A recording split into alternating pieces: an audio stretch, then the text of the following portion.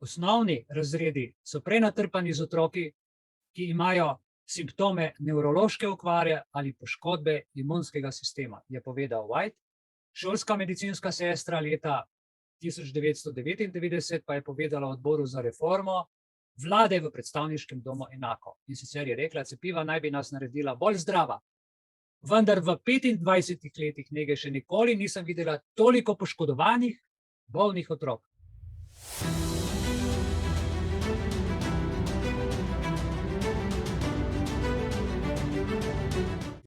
Skratka, govorili bomo o avtizmu, za katerega tako imenovani strokovnjaki trdijo, da ga ni povzročilo cepljenje, ampak da ne vemo, kaj ga povzroča. In da je leta 65 bilo samo nekaj avtistov in da po 70. letu se je pojavilo pač več, 90. leta 2000 in tako naprej poplava teh ljudi in spet ne vejo, kaj je krivo. Strokovnjaki ne morejo odkriti, kaj je vzrok za avtizem. Seveda ne morejo. Glejte, gre za smrtonosno imuniteto otroških cepiv. In kot sem prej povedal, Guterres poziva k cepljenju in dostavi mednarodne prve pomoči v imenu Združenih narodov. Zato je moje mnenje danes, da ne bo odveč, da se seznanimo s strokovnim člankom, ki ga je napisal 20. junija 2005. Na spletu ga ni mogoče več najti, to je takrat odvetnik Robert F. Kennedy Jr., ki je preiskoval vladno prikrivanje škandala z živim srebrom v cepivih, ki povzroča avtizem. In kaj je človek odkril? Jasno, članka ni mogoče več dobiti. Torej, junija 2000 se je skupina vrhunskih vladnih znanstvenikov in zdravstvenih uradnikov zbrala na sestanku v izoliranem konferenčnem centru Simpson Wood v Norcrossu v Georgiji. Srečanje, ki so ga sklicali centri za nadzor in preprečevanje bolezni, je potekalo v tem metodističnem centru za umik v gnezdenem v gozdnatih kmetijskih zemljiščih ob reki Šatuši, da bi zagotovili popolno tajnost. Agencija ni izdala nobene javne objave, seje, le zasebna vabila.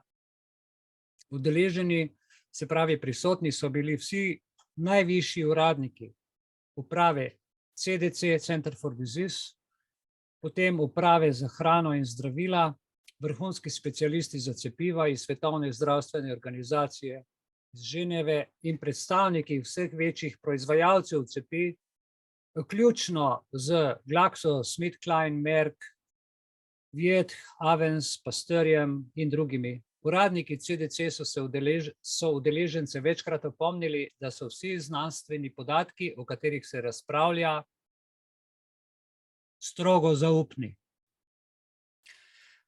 Zvezni uradniki in predstavniki industrije so se zbrali, da bi razpravljali o vznemirljivi novi študiji, ki je sprožila zaskrbljujoče vprašanje o varnosti množice običajnih otroških cepiv, ki se dajejo dojenčkom in majhnim otrokom.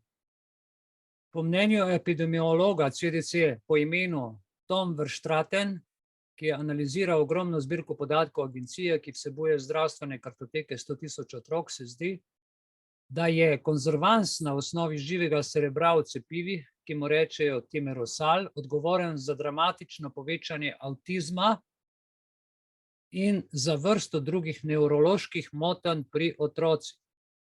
Pravzaprav, ga citiram, pravzaprav sem bil osupen nad tem, kar sem videl, je Verstraeten povedal zbranim v Simpson Woodu, pri čemer se je skliceval na osupljivo število prejšnjih študij, ki kažejo na povezavo med timerosalom in z zamudami pri razvoju otroškega govora, pri motnjah otroške pozornosti, pri povečani hiperaktivnosti in povečanim avtizmom od leta 1991 naprej. Celo za znanstvenike in zdravnike, ki so se vajeni soočati z vprašanji življenja in smrti, so bile te ugotovitve šokantne in zastrašujoče. S tem se lahko igrate, kolikor hočete, je skupini povedal dr. Bill Weil, svetovalec Ameriške akademije za pediatrijo. Rezultati so statistično pomembni. Dr. Richard Johnson, imunolog in pediater z Univerze v Koloradu, čigar vnuk se je rodil zgodaj zjutraj prvega dne srečanja, je bil še bolj vznemirjen. Moj občutek, je rekel, oprostite za ta osebni komentar, ne želim, da moj vnuk dobi cepivo, ki vsebuje timerosal, dokler ne bomo bolje vedeli, kaj se dogaja. Toda namesto, da bi nemudoma ukrepali, da bi opozorili javnost in se znebili timerosola iz zalog cepiva, pazite, so uradniki in vodstvo v Simpsonwoodu večino naslednjih 2 dni preživeli v razpravah o tem, kako prikriti z vidika obrambe kakršnih kolih tožb. So ugotovili, da so v slabem položaju, je dejal Robert Brent, pediater v bolnišnici Alfred Dupont za otroke v Delawareu.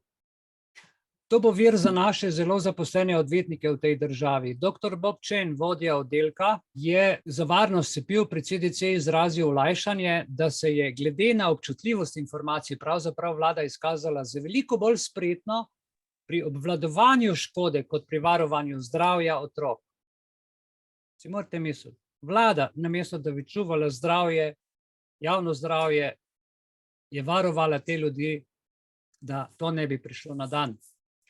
CDC je plačal Inštitutu za medicino, da je izvedel neko novo študijo, s katero je omilil tveganje timerosola, zaradi česar morajo raziskovalci izključiti povezavo te kemikalije z avtizmom. Da so prekrili. Zamolčano je poročanje in vse Verštatnove ugotovitve, čeprav so bile predvidene za takojšnjo objavo javnosti, in povedano znanstvenikom, da so bili njegovi izvirni podatki 100.000 otrok, ki smo jih prej omenili, kot izgubljeni in da jih ni mogoče ponoviti. Da bi preprečila zakon o svobodi obveščanja, je svojo velikansko bazo podatkov o cepivih predala zasebnemu podjetju in jo razglasila za nedostopno raziskovalcem.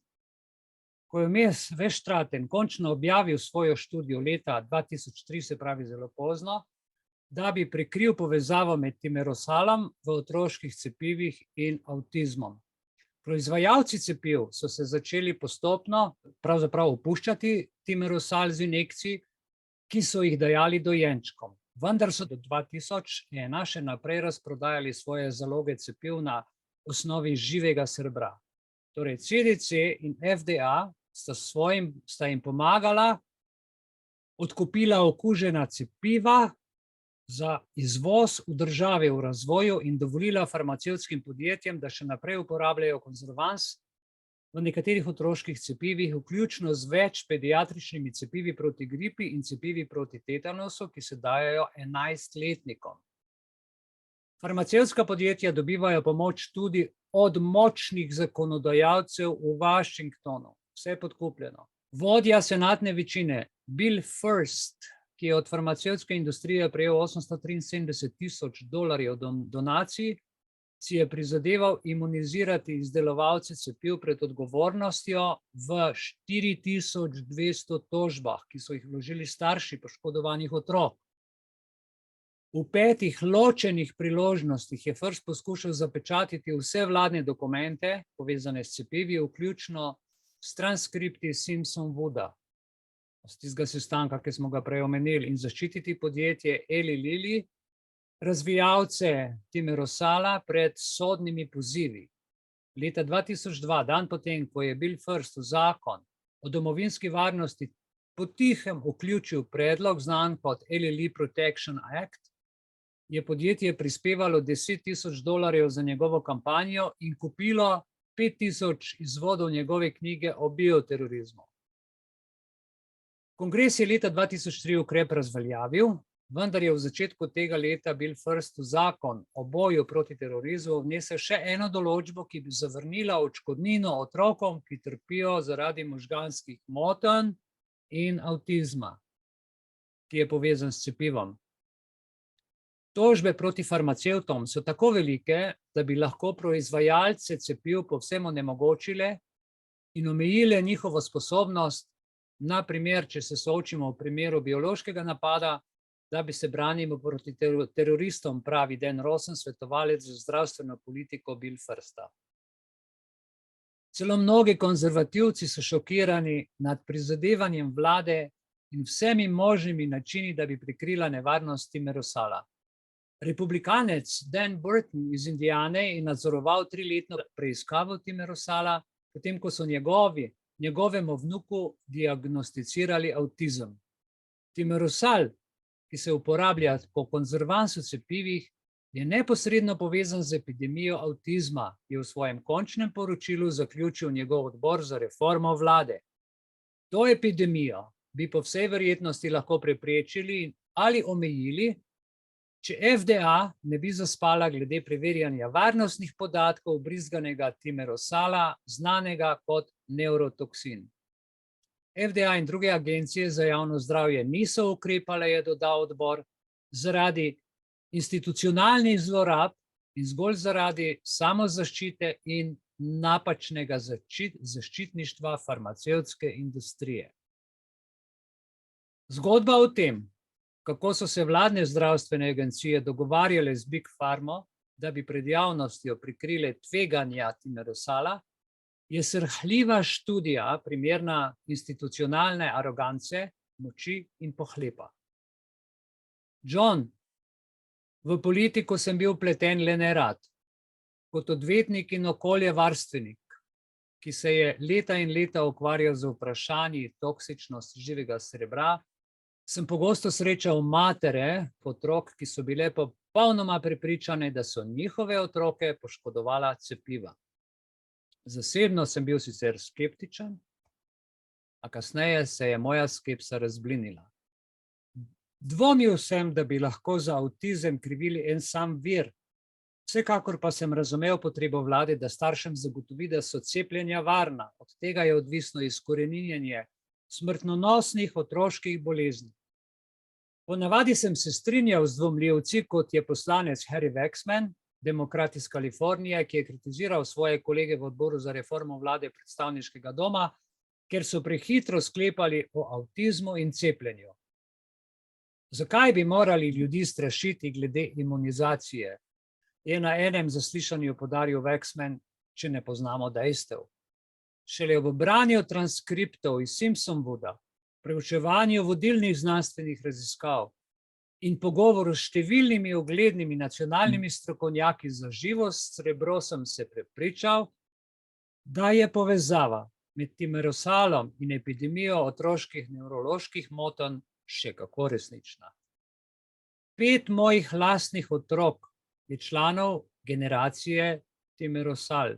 Tisti, rojeni med letoma 1989 in 2003, ki so prejeli velike odmerke živega srebra in cepiv.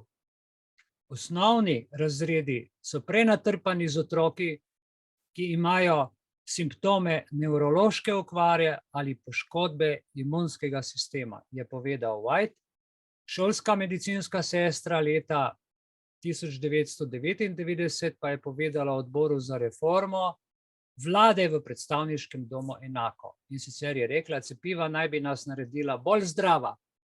Vendar v 25 letih nege še nikoli nisem videla toliko poškodovanih, bolnih otrok.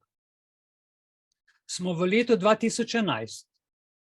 Več kot 500,000 otrok trenutno trpi za avtizmom v Združenih državah Amerike. Pediatri pa vsako leto odkrijajo več kot 40,000 novih primerov. Bolezen je neznana od leta 1943, ko so jo odkrili in diagnosticirali pri 11 rojenih otrocih. Pazite, ravno v mesecih potem, ko so leta 1931 Timerosal prvič dodali cepivom za dojenčke. Nekateri dvomljivci oporekajo temu, da je porast avtizma posledica cepiv, okuženih s Timerosalom. Trdijo, da je povečanje posledica boljše diagnoze. Teorija, ki se zdi v najboljšem primeru vprašljiva, glede na to, da je večina novih primerov avtizma zbranih znotraj ene same generacije otrok.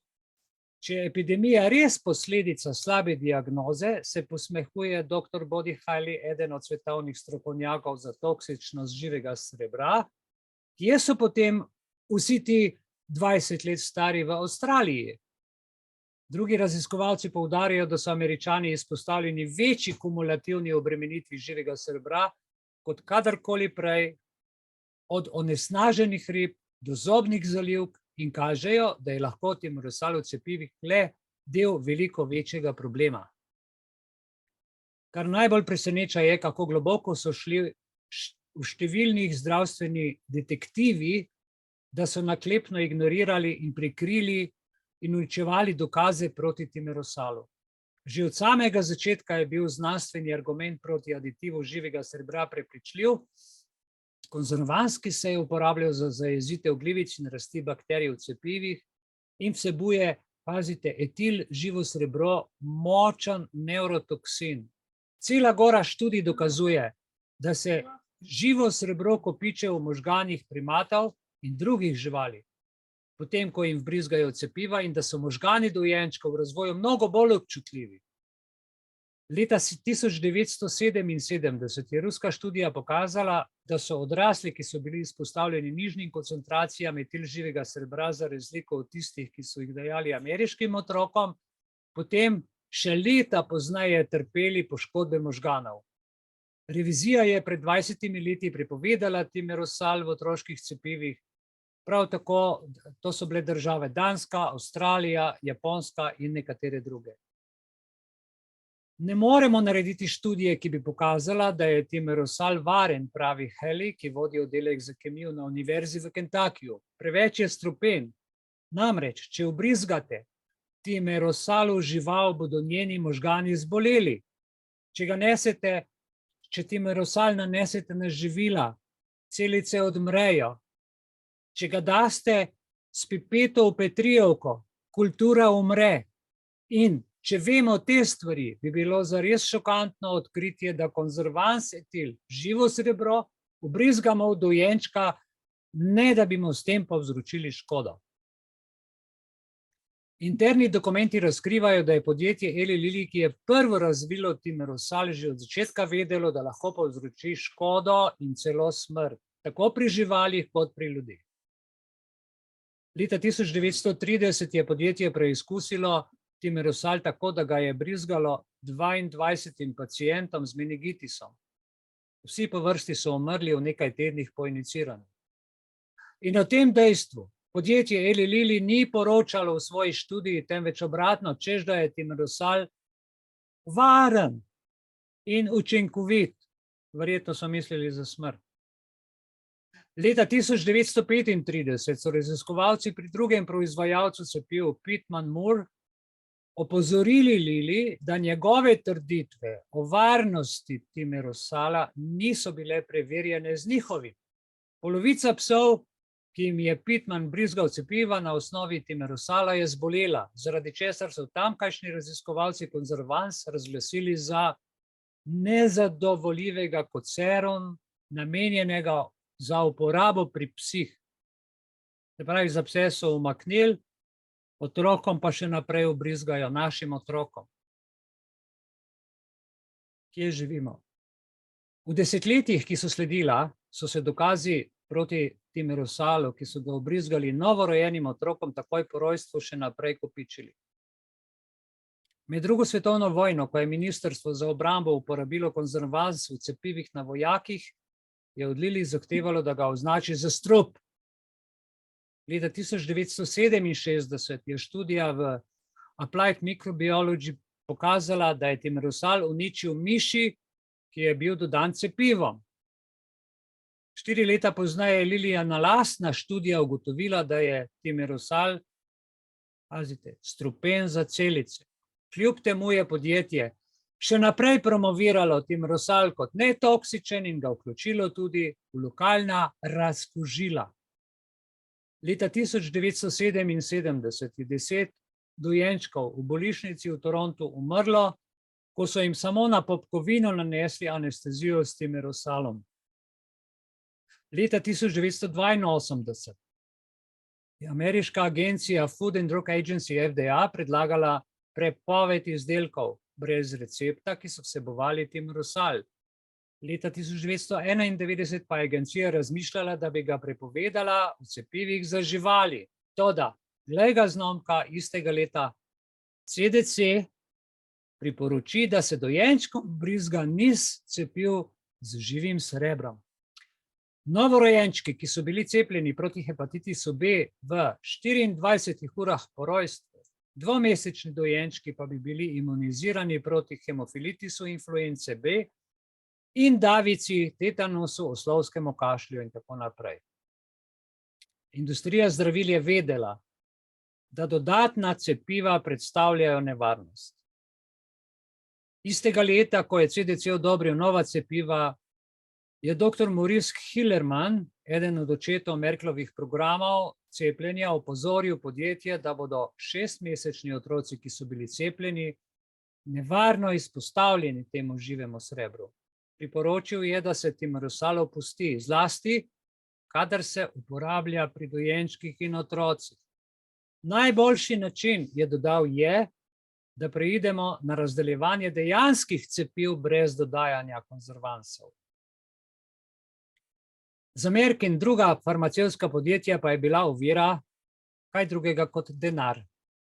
Timerosal omogoča farmacevtski industriji pakiranje cepiv v viale, ki vsebujejo več odmerkov, ki zahtevajo dodatno zaščito, ki se lažje kontaminirajo z večkratnimi vbodi z iglo.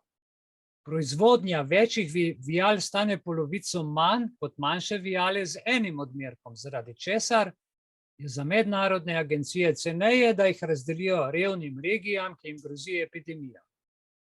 Ko se je soočil s tem razmislekom o stroških, je Merck ignoriral Hillermanova opozorila o vladnih uradnikih in so še naprej spodbujali vse več cepiv na osnovi timerosala za otroke. Pred letom 1989 so ameriški predšolski otroci prejeli 11 cepiv proti otroški paralizi, davici, tetanusu, oslovskemu kašlju, ošpicom, mumsu, rdečkam. Ko se je število cepiv povečalo, je stopnja avtizma med otroki eksplodirala. V 90-ih letih prejšnjega stoletja so 40 milijonom otrokom obrizgali cepiva na osnovi timerosala, pri čemer so prejeli ravni živega srebra brez primere v obdobju, ki je ključno za razvoj otrokovih možganov. Kljub dobro dokumentiranim nevarnostim timerosala se zdi, da se nihče ni potrudil sešteti kumulativnega odmerka živega srebra, ki bi ga otroci prejeli z obveznimi cepivi. Zakaj je FDA potrebovala toliko časa, da je naredila izračune? Peter Patriarka, direktor virusnih oddelkov pri agenciji, je v e-pošti CDC leta 1999 vprašal, zakaj CDC in svetovni organi niso naredili teh izračunov, preden so na hitro razširili urnik cepljenja otrok. Toda jaz, ki sem v to verjel, sem naredil škodo. Pri 2 mesecih, ko so dojenčkovi možgani še vedno na kritični stopnji razvoja, so dojenčki običajno prejeli 3 cepiva, ki so vsebovala skupaj 62,5 mikrogramov etil živega srebra, raven, ki je bila 99-krat večja od IPA, ki določa omejitvene dnevne izpostavljenosti metil živemu srebru, sorodnemu nevrotoksinu. Čeprav industrija cepiv vztraja, da etil živo srebro predstavlja malo nevarnosti, ker se hitro razgradi in ga kao telo odstrani, kot pravi več študij, vključno s tisto, ki jo je aprila objavil Nacionalni inštitut za zdravje, kaže, da je etil živo srebro dejansko zelo strupeno za razvoj možganov in ostane v možganih dlje kot metil živo srebro. Uradniki, odgovorni za imunizacijo otrok, vztrajajo, da so bila dodatna cepiva potrebna za zaščito dojenčkov pred boleznijo in da je timerosal še vedno bistvenega pomena v državah v razvoju, ki si, kot trdijo pogosto, ne morejo privoščiti enkratne dozirne viale, ki ne potrebujejo konzervansa, kot pravi dr. Paul Offit, eden izmed najboljših svetovalcev CDC za cepiva, in mi je rekel, mislim, da če bomo res imeli pandemijo gripe in zagotovo jo bomo v naslednjih 20 letih imeli, ker vedno je tako, ni nobene možnosti, da 280 milijonov ljudi cepimo z vialami z enim odmerkom. morajo biti vijale z več odmerki, ki so cenejše. In to je razlog, da dajo ta strup v flaške. Čeprav so bili uradniki za javno zdravje morda dobronamerni, je bilo veliko tistih v svetovalnem odboru CDC, ki so podprli dodatna cepiva blizu industriji. Na primer, dr. Sam Katz, predsednik odbora, je bil plačan svetovalec za večino večjih proizvajalcev cepiv in je bil del ekipe, ki je razvila cepivo proti ošpicam in ga izdala za licenco leta 1963. Dalje, dr. Neil Halsey, še en član odbora, je delal kot raziskovalec za podjetja, ki proizvajajo cepiva in prejel honorar od Abbott Labs za svoje raziskave o cepivu proti hepatitisu B. Dejansko so v krogu znanstvenikov, ki delajo na cepivih, takšna navzkrižja interesov pogosta. Poslanec Burton pravi, da CDC redno dovoljuje znanstvenikom z očitnim navzkrižjem interesom, da sodelujejo v intelektualnih svetovalnih odborih, ki dajejo priporočila za nova cepiva, čeprav imajo interese za izdelke podjetja, za katera naj bi zagotavljali nepristranski nadzor.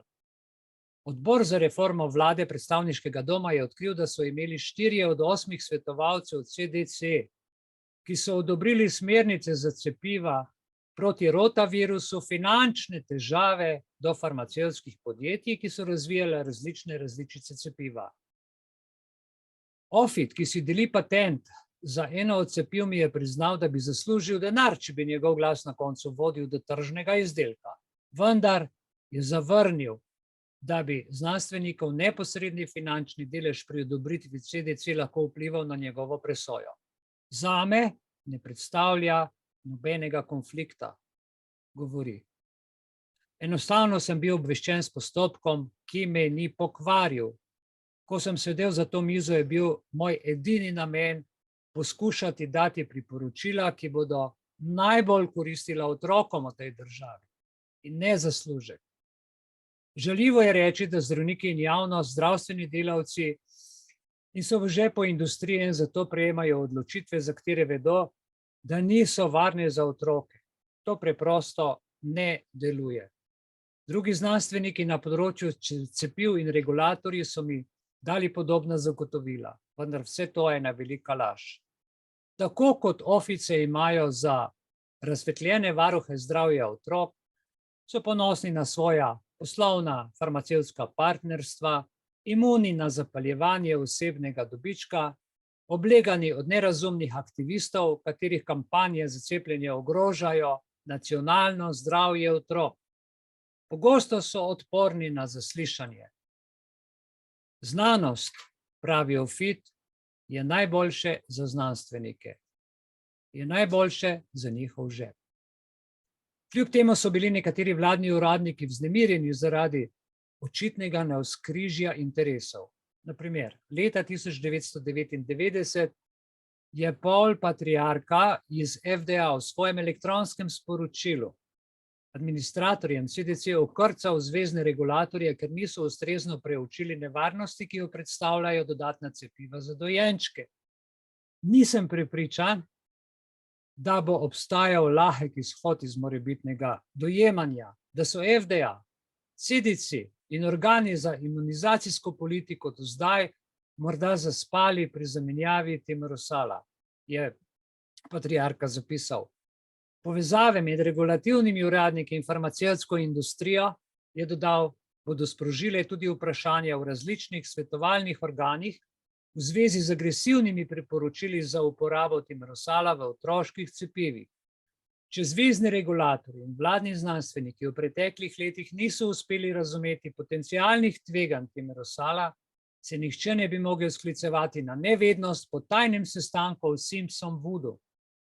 Toda namesto, da bi izvedli več študij, da bi preizkusili povezavo z avtizmom in drugimi oblikami možganskih poškodb, je CDC postavil politiko pred znanost. Agencija je svojo zbirko podatkov o otroških cepivih, ki so bila v veliki meri razvita za otroke za stroške davkoplačevalcev, predala zasebni agenciji America's Health Insurance Plans, s čimer je zagotovila, da je ni mogoče uporabiti za dodatne raziskave. Prav tako je naročil Inštitutu za medicino, svetovalni organizaciji, ki je del Nacionalne akademije znanosti, da pripravi študijo, ki razkriva povezavo med timerosalom in možganskimi motnjami. CDC želi, da izjavimo, da so te stvari precej varne. Dr. Marie McCormick, ki je posredovala odboru za pregled varnosti imunizacije, je svojim kolegom raziskovalcem povedala, da ko so se januarja 2001 prvič srečali. Glede na predpise sestanka je glavna uslužbenka odbora Kathleen Stratton napovedala, da bodo sklenili, da so dokazi neustrezni za sprejetje ali zavračanje vzročne zveze med timerosalom in avtizmom. Dodala je, da je bil to rezultat, ki si ga želi Walt, torej sklicevanje na dr. Walterja Ornsteina, direktorja nacionalnega programa imunizacije pri CDC. Glede na predpise sestanka je glavna uslužbenka odbora Kathleen Stratton napovedala, da bo IOM, torej IOM je organizacija pri United Nations, Združenih narodih, in to je International Organization of Migration za migrante. Sklenil, da so dokazi neustrezni za sprejetje ali zavračanje vzročne zveze med timerosalom in avtizmom. Dodala je, da je bil to rezultat, ki si ga želi Walt, sklicevanje na dr. Walterja Ornsteina, direktorja nacionalnega programa imunizacije pri CDC. Glede na predpise sestanka je glavna uslužbenka odbora Kathleen Stratton napovedala, da bo mednarodna migracijska organizacija IOM sklenila, da so dokazi neustrezni za sprejetje ali za zavračanje vzročne zveze. Torej so prodali meglo med timerosalom in avtizmom. Dodala je, da bi bil to rezultat, ki si ga želi Walt, ter se tako sklicevala na Walterja Ornsteina, direktorja nacionalnega programa imunizacije pri CDC. Torej, za tiste, ki so svoja življenja posvetili spodbujanju cepljenja, so razkritja o timerosalu ogrozila, da bodo spodkopala vse, za kar so si ves čas prizadevali. Tukaj držimo zmaja za rep, da nam ne pobegne, je dejal dr. Michael Kabak, drugi član odbora. Bolj, ko je naša predstavitev negativna, tem manj je verjetno, da bodo ljudje uporabljali cepljenje še naprej kot imunizacijo, če izvejo te informacije. In mi vemo, kakšni bodo rezultati tega. Nekako smo ujeti v past. Ne vem, kako se bomo rešili iz pasti in kako se bomo rešili krivde, ki smo si jo nakopali. Celo v javnosti so uradniki jasno povedali, da je njihov glavni cilj pri preučevanju timerosala razbliniti dvome o cepivih. 4 trenutne študije potekajo, da bi izključile predlagano povezavo med avtizmom in timerosalom. Torej na vsak način se trudijo, da bi rekli, da cepiva za to niso kriva. Tako je rekel, se pravi, Univerzi Princeton zagotovil dr. Gordon Douglas, takratni direktor strateškega načrtovanja raziskav cepiv na Nacionalnem inštitutu za zdravje. Tako je dejal, da bi izničili škodljive učinke raziskav, ki trdijo, da povezujejo cepivo s povečanim tveganjem za avtizmom, moramo izvesti in objaviti dodatne študije, da staršem zagotovimo varnost. Koliko je že vse narejeno, ne? Douglas je bil prej predsednik oddelka za cepljenja pri Merku, kjer ni upošteval opozoril o tveganjih timerosala. Ta isti človek zdaj govori o študiji. Maja 2000 je Medicinski inštitut izdal končno poročilo. Njegov zaključek, poslušajte, ni dokazane povezave med avtizmom in timerosalom v cepivih. Namesto pregleda obsežne literature, ki opisuje toksičnost timerosala, se je poročilo oprlo na 4 katastrofalno napačne epidemiološke študije, ki so preučevale evropske države, kjer so otroci prejemali veliko manjše odmerke timerosala kot ameriški. Navaja tudi novo različico študije Verstraten, objavljeno v reviji Pediatrics, ki je bila predelana, da bi zmanjšala povezavo med timerosolom in avtizmom. Nova študija je vključevala otroke premlade, da bi jim diagnosticirali avtizem in spregledala druge, ki so kazali znake bolezni. Mednarodna migracijska organizacija IOM je primer razglasila tako za zaključen in v presenetljivem tonu za znanstveno telo priporočila, da nadaljnje raziskave več niso potrebne in se ne izvajajo. Poročilo je morda zadovoljilo CDC, vendar ni prepričalo nikogar. Poslanec Davis Welton, republikanski zdravnik z Floride, ki je član odbora za reformo vlade v predstavniškem domu, je napadel Inštitut za medicino, češ da se zanaša na peščico študij, ki so imele usodne napake zaradi slabe zasnove in niso predstavljale vse razpoložljive znanstvene in medicinske raziskave. Uradniki CDC niso zainteresirani za pošteno iskanje resnice, mi je rekel Weldon, ker bi jih povezava med cepivi in avtizmom prisilila k priznanju, da je njihova politika nepopravljivo škodovala in poškodovala na tisoče otrok. Pa kdo bi želel narediti tak sklep o sebi pred javnostjo? Pod pritiskom kongresa in staršev je Inštitut za medicino sklical drugo komisijo, da bi obravnaval nenehne pomisleke glede programa izmenjave podatkov o varnosti cepiv. Februarja je nova skupina, sestavljena iz različnih znanstvenikov, kritizirala način uporabe študij Verstraten in pozvala CDC naj svojo bazo podatkov o cepivih da na voljo javnosti. Doslej da je le 2 znanstvenikoma uspelo pridobiti dostop do tega, da bi pridobila zdravstveno kartoteko CDC. Od avgusta 2002, ko so člani kongresa pritiskali na agencijo, naj preda podatke, sta zakonca Geyer zaključila 6 študij, ki dokazujejo močno povezavo med timerosalom in nevrološkimi poškodbami pri otrocih. Ena študija, ki primerja kumulativni odmerek živega srebra, ki so ga prejeli otroci rojeni med letoma 81 in 85, s tistimi rojenimi med letoma 1990 in 96, je odkrila zelo pomembno povezavo med avtizmom in cepivi. Druga študija o izobraževalni uspešnosti je pokazala, da je bilo pri otrocih, ki so prejeli višje odmerke timerosola v cepivih, skoraj 3-krat večja verjetnost, da bodo imeli diagnozo avtizem in več kot 3-krat večja verjetnost, da bodo imeli govorne motnje in duševno zaostalost. Druga objavljena študija kaže, da se stopnje avtizma zmanjšujejo po nevdanji odstranitvi timerosola iz večine cepiv, ampak škoda je storjena.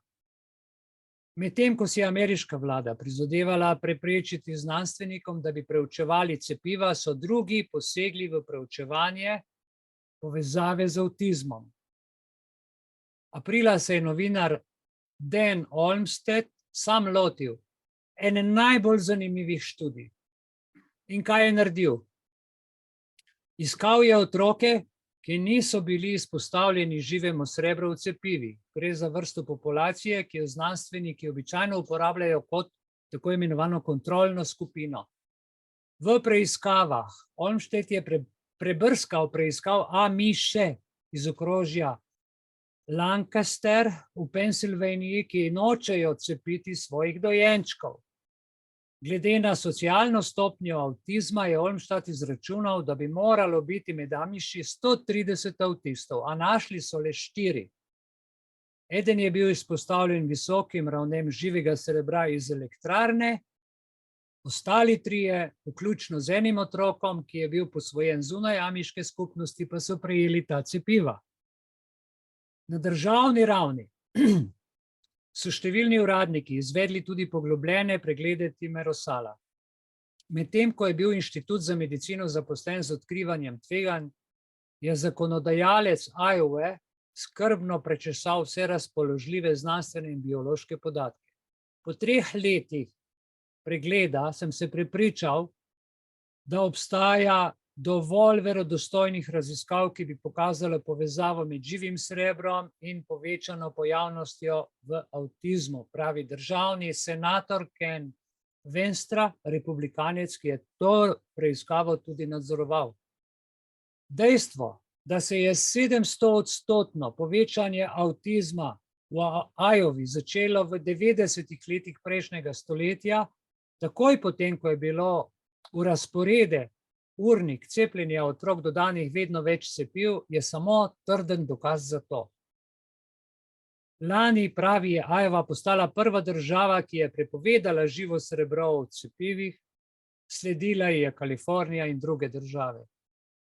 O podobnih prepovedih zdaj razmišljajo v 32 drugih državah. Toda, namesto da bi sledila zgledu, FDA še naprej dovoljuje proizvajalcem, da vključujejo timerosal v množico zdravil brez recepta, pa tudi v steroide in vbrizgan kolagen. Še bolj zaskrbljujoče je, da vlada še naprej pošilja cepiva, konzervirana s timerosalom v države v razvoju. Nekatere izmed njih zdaj doživljajo nenadno eksplozijo stopenj avtizma. Na Kitajskem, kjer je bila bolezen praktično neznana, preden so ameriški proizvajalci zdravil leta 1999 uvedli timerosal, novice kažejo, da je zdaj več kot 1,8 milijona avtistov. Čeprav je težko dobiti zanesljive številke, se zdi, da motnje strmo naraščajo tudi v Indiji, Argentini, Nikaragvi in drugih državah v razvoju, ki zdaj uporabljajo cepiva s timerosalom. Svetovna zdravstvena organizacija pa še naprej vztraja, da je timerosal varen. Posvetil sem se proučevanju tega vprašanja, ker verjamem, da je to moralna kriza, ki jo je treba obravnavati. Če so naši organi za javno zdravje, kot kažejo dokazi, zavestno dovolili farmacevtski industriji, da zastrupi celo generacijo naših otrok, njihova dejanja nedvomno predstavljajo enega največjih škandalov v analih medicine. Najprej je kriv CDC kot ameriški diktator, po katerem se ravna tudi svetovna medicina, nesposobnosti in hude malomarnosti. Tako pravi Mark Braxil, podpredsednik neprofitne organizacije Safe Minds, ki jo skrbi vloga živega srebra v zdravilih. Škoda, ki jo povzroči izpostavljenost cepivom, je ogromna, je neizmerna. Večja od azbesta, večja od tobaka, večja od vsega, kar ste kdajkoli videli. Članek iz 2015. Težko je izračunati škodo za našo državo in za mednarodna prizadevanja za izkoreninjenje epidemičnih bolezni, če bodo narodi tretjega sveta verjeli, da najbolj razglašena ameriška pobuda za pomoč tujini zastrupla njihove otroke. Ni težko predvideti, kako si bodo ta scenarij razlagali ameriški sovražniki v tujini. Znanstveniki in raziskovalci, mnogi med njimi iskreni, celo idealistični, ki sodelujejo pri prizadevanjih za skrivanje kvazi znanosti o timerosolu, da poskušajo doseči cilj zaščite otrok v državah v razvoju pred pandemijo bolezni, so hudo zavedeni. Zato zadnji stavek za zaključek: čuvajte otroke. Nikoli naj zdravstvo vašega novorojenca ali kasneje kot otroka ne cepi s cepivi pokvarjenih farmacevtov zaradi dobička in zaradi dobičkarskih zdravnikov. Hvala lepa za nocoj.